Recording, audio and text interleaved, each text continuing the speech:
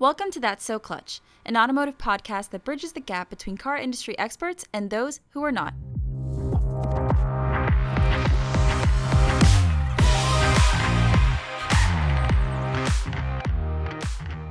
Hey everyone, welcome back to That's So Clutch. I'm Aline, forever your host, and today I wanted to talk about autonomous driving.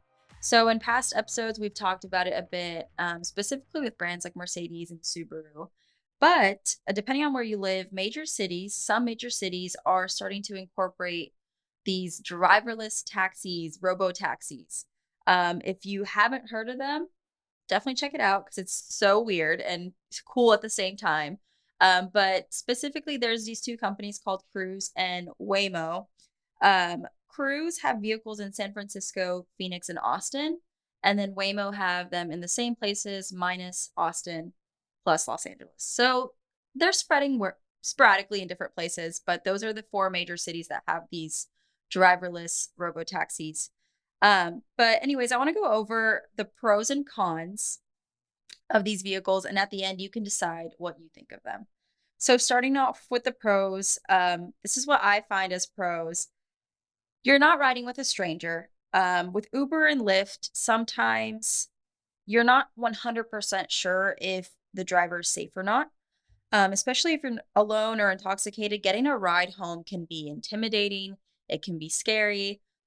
With this form of transportation, that kind of eliminates that fear and essentially allows you to be yourself, be comfortable, and it has also it can reduce the risk of drunk and distracted driving from those drivers. Reduces car accidents, all that. So that's a pro one. Number two, it's sustainable. So all these vehicles are electric. With the move with electric vehicles all around the world, Cruise and Waymo vehicles are all electric, and they support the way for sustainable Earth for years to come. It also strives to get people off the road, so that leads to less traffic, less car accidents. Basically, anything involving human error, it tries to eliminate, right?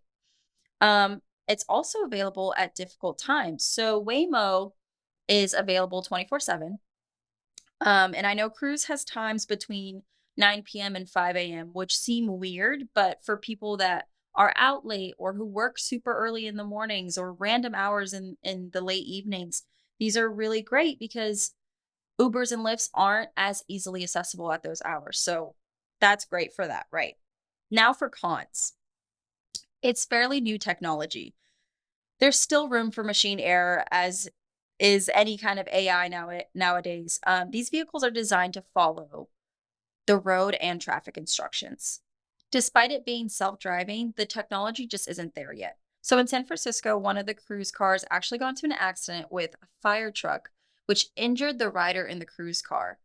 It was just driving on a green light and didn't anticipate an emergency vehicle or just a vehicle in general running a red light. So that problem right there with the human error, it can be life threatening.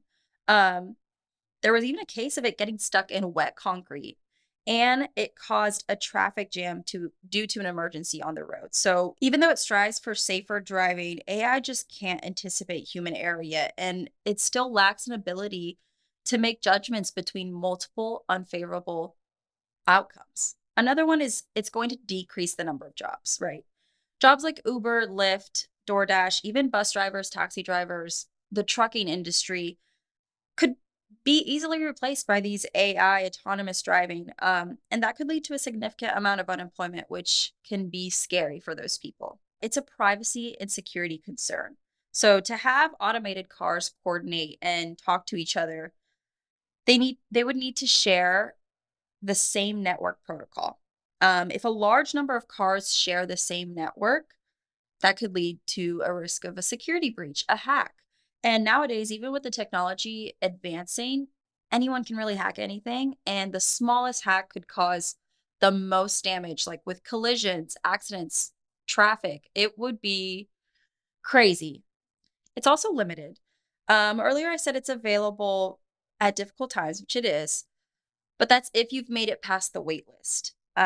Currently on Cruise's website, you need to join the wait list in order to get a ride. Although they have plans for expansion, The reliability factor is just not there yet, and both companies still have a ways to go before expanding onto other cities, basically nationwide. So, those are my pros and cons for autonomous driving. Please make sure to do your own research if you want to take a ride in one of them or if you want to learn more about them.